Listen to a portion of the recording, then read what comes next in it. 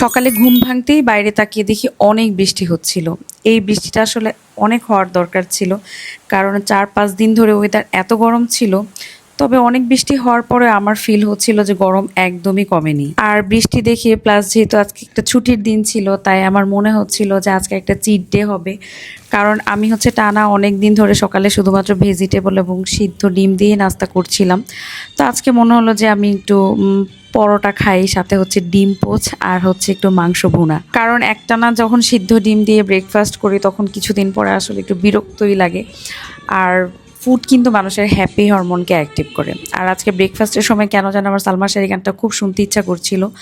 যাক, ভালোই লাগছিল। ফেসবুকে না টিকটকে যেন শুনলাম, পরে মনে হলো যে এটা শুনতে শুনতে একটু ব্রেকফাস্ট করি। এরকম ভিন্ন কিছু কিন্তু মাঝে মাঝে ভালোই লাগে। একদম নাস্তা টাস্তা রেডি করছি, এবার তুমি দিয়ে ফেলো। এই যে দেখেন, ব্রেকফাস্ট রেডি করে দিছে, তারপর হিসাব নিকাশ শুরু হয়ে গেছে। আসলে যতই আরাম করতে চাই, আরাম কিন্তু হয় না, একটার পর একটা কাজ থাকেই। আজকে আরেকটা ছুটি, সেদিন কিছুদিন আগে আমার সাপ্তাহিক ছুটি ছিল, আর আজকে তো একটা সরকারি ছুটি, সবাই হচ্ছে কম বেশি পেয়েছে। সো মনে হলো যে আজকেও আমি আমার হাতের যে টুকটাক কাজগুলো আছে সেগুলো সেরে নিব। রান্নার প্রস্তুতি হচ্ছে নিচ্ছিলাম একটু একটু করে। আর তার মধ্যে হচ্ছে যে আমাদের আলসে বিলাই পেজের হচ্ছে যে নিউ একটা ব্র্যান্ড কোলাবোরেশনের একটা মিটিং ছিল। পেজ ওনার যে ভাইয়ারা, ওনারাই এসেছিল বাসায়। তো ওনাদের সাথে মিটিংটা শেষ করে তারপর আমি একদম পুরোদমে হচ্ছে কুকিংয়ে চলে যাই। কুকিং হচ্ছে আজকে আমার কিছু ফেভারিট আইটেম ছিল। অ্যাকচুয়ালি ছুটির দিনে, মানে যেদিন আমি বাসায় থাকি, সময় পাই, সেদিন আমি চেষ্টা করি যে যেগুলো আমার একটু খেতে ইচ্ছা করে বা যেগুলো আমি পারি সেগুলো রান্না করি। সো রান্না শেষ হওয়ার পর একটু শাওয়ার নিয়ে নিলাম।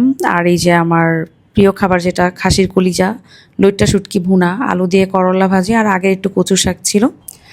সো লাঞ্চ টাঞ্চ করার পরে একটু রেস্ট নেওয়ার পরে সন্ধ্যায় বের হয়ে গেলাম শপিং করতে। অনেস্টলি আমরা অনেক দিন পরে শপিংয়ে বের হয়েছি, মানে পুরো ফ্যামিলির জন্য শপিং করতে। আসার তো হচ্ছে টোটালি নিজের জন্য কিছু কেনাকাটা করতে চায় না। আজকে আমি বললাম যে না চলো, অনেক দিন হচ্ছে যাই না। অ্যাকচুয়ালি এখন কি বলবো যে হ্যাঁ, একটা বাজেট তো একটা বিষয়ই থাকে, তার মধ্যে হচ্ছে যে একদম সময়ই থাকে না। খুব অলসতাও কিন্তু লাগে, মানে শপিংয়ে যে যাব, পছন্দ করে কিছু কিনবো, সেটাতেও কিন্তু অলসতা লাগে। আমরা যখন হচ্ছে শপিং থেকে বাসায় ফিরছিলাম, তখন রাস্তার মধ্যে হচ্ছে অনিন্দের কাজিনের সাথে দেখা হয়।